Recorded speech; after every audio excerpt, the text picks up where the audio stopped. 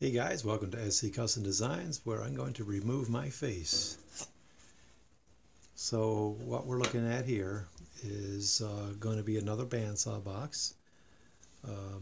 It's similar to Mo's design. You can look him up, Mo's WoodShop. You can download templates from his site. So basically, I have a slight diversion going on today. I'm having a hard time concentrating on the tasks at hand, so what I decided to do was go walk over there where I have just chunks of wood last year in 2017 that I glued up. This is 9 pieces of pine that I just joined up, and it was, in this shape here. I already started to cut out this part here. I'm going to now be taking care of cutting this out, and then the drawers. And then the first thing I'll do actually is going to be, I'm going to cut the back off, because I want there to be a back to the unit, so these drawers can pull in and out and then have somewhere to stop. So with a little bit of thinking ahead of time, you need to figure out how you're going to cut these drawers out. And so I have an entry point. I marked them 1, 2, 3, right? So I'm gonna cut this shape out here, this bottom here, then I'm gonna go in and then cut this guy out like so. Once he's cut out, then I can come over here and then go around like this and cut this guy out. Then I'm gonna come over here, come up, cut this guy out, and then obviously I gotta back off my blade very carefully so I can come back out where I entered again. And this is a simple bandsaw box, so this is really pine that I would have thrown away into the garbage, but I decided that at some point I was just going to start just gluing up chunks of wood. So let's go ahead and make some noise here.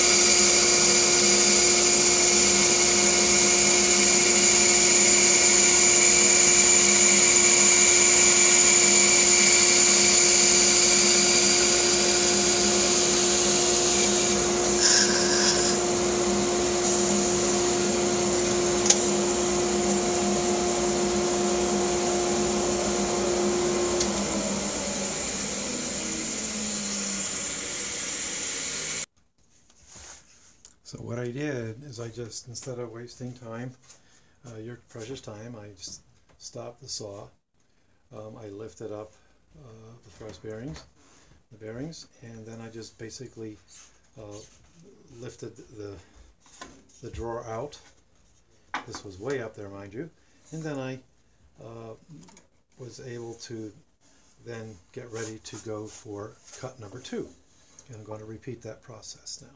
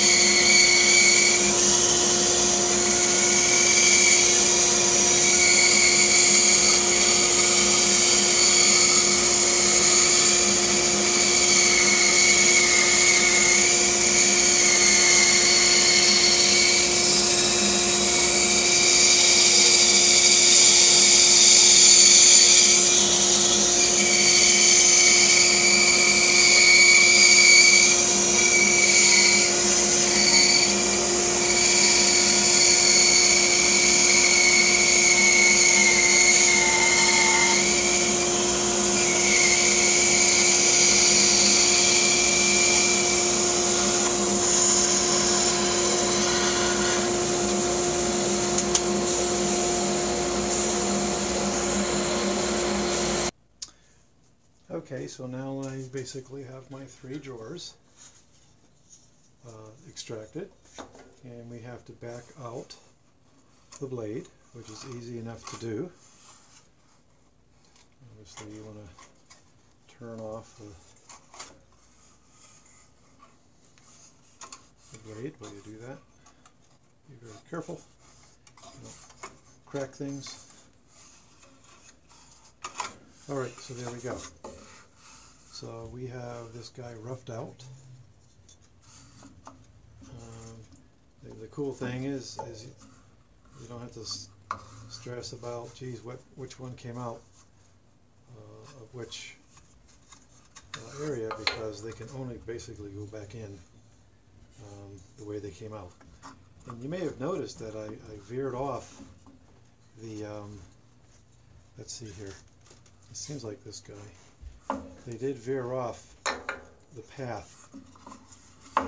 I veered off the path. And so it's no big deal. You don't have to worry about that. I think it's just a suggestion where you draw your lines, unless you're looking for absolute perfection. Then there you go. So this guy doesn't want to go in, but he has to go in the way he came out. So we'll just flip it around so we can get him in. And this is very interesting to me. So it won't just go in.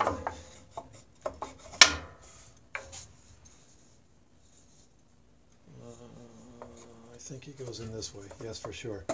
And what we can do is, obviously we got a lot of sanding that we have to do here. There he goes. A lot of sanding. Then we have our back. Sorry, hopefully you saw all that. You have the back. Oh, obviously this wasn't cut off.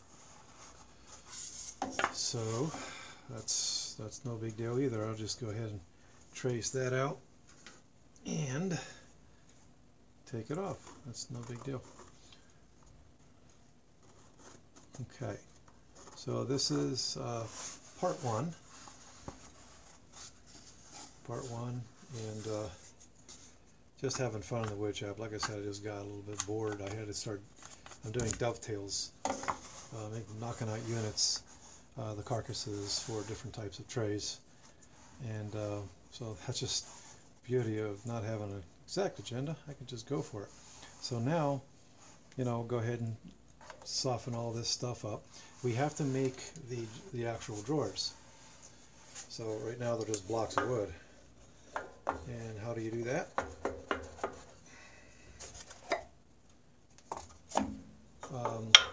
You're going to be cutting off the back in the front, okay, and then you have to come in and from the top, and you're going to come in and basically come around and hollow out this area here. Okay, so but you want to cut the fronts and the backs off first, so that those pieces will fit back onto the main block, and then you're going to cut this. So we'll give you an example with one of them here. Go ahead and take care of that. I'm just going to do it freehand. I'm not going to worry about setting up a fence, these types of things. It's no big deal.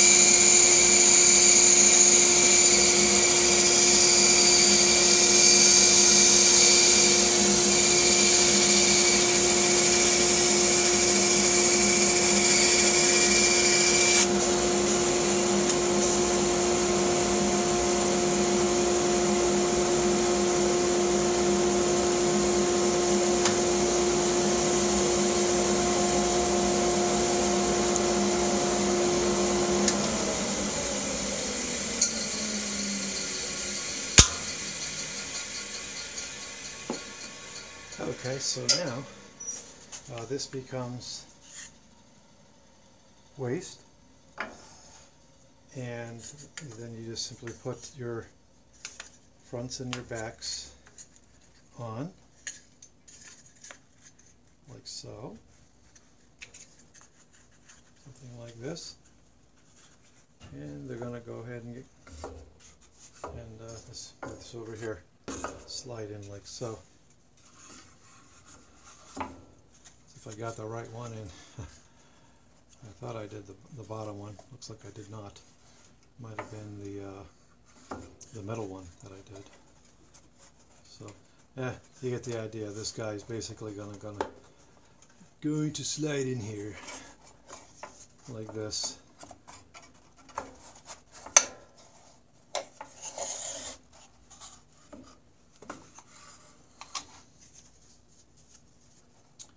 And like I said, they're going to go together perfectly because you basically cut itself out of itself. Okay, so there you go. So I think you get the idea. Simple bandsaw box. And then we'll put a little handle on there. So hopefully you enjoyed this. Believe it or not, I do this to relax. When I first started to make the bandsaw boxes, excuse me, I'm going to wipe the camera. When I first started to make the bandsaw boxes, I was nervous about many things. I was nervous about messing up the box, doing it wrong, but also using my bandsaw because I think I bought this in 2017, unless the years are flying by now, and I was just pretty nervous about using it, period. And you may have noticed that I don't have the guard on. It's because I'm very conscientious of what my actions are. I don't take any rash actions. I've had my bandsaw blade fall off, and you don't panic. You just the blade really can't go too far, and it almost immediately stops spinning. You know, that type of thing. So these things happen. And the reason why I fell off is because I didn't have one of the reasons was I didn't have this locked down. And so this basically was cutting, but it was barely staying on the wheel. Okay, so there you go. So thanks for coming to my shop. If you like what you're seeing, which you never knew what day you're going to see what, subscribe to our channel, please.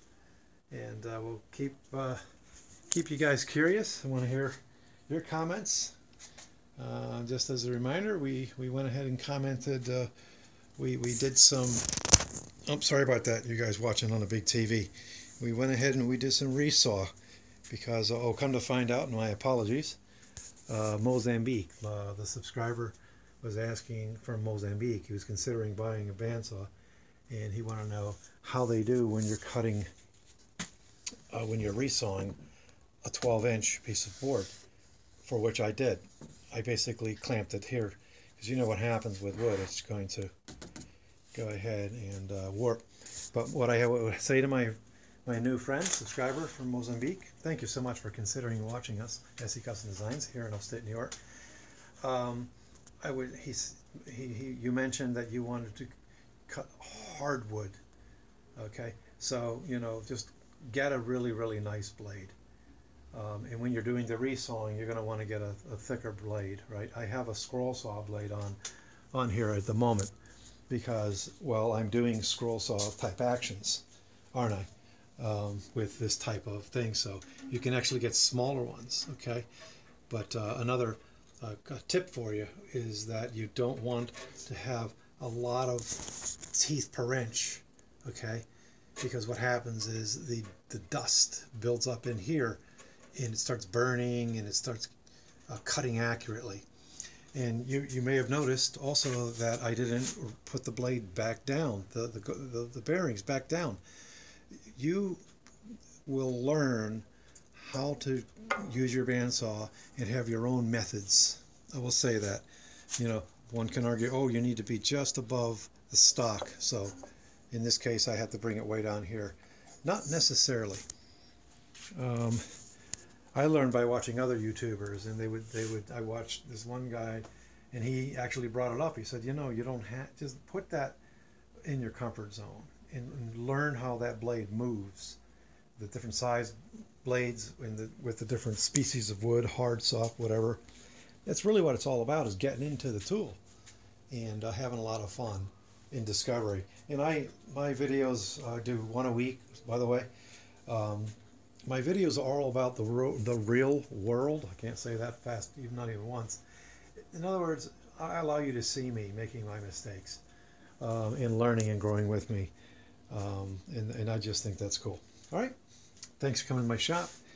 And take care. And have a safe day in your wood shop.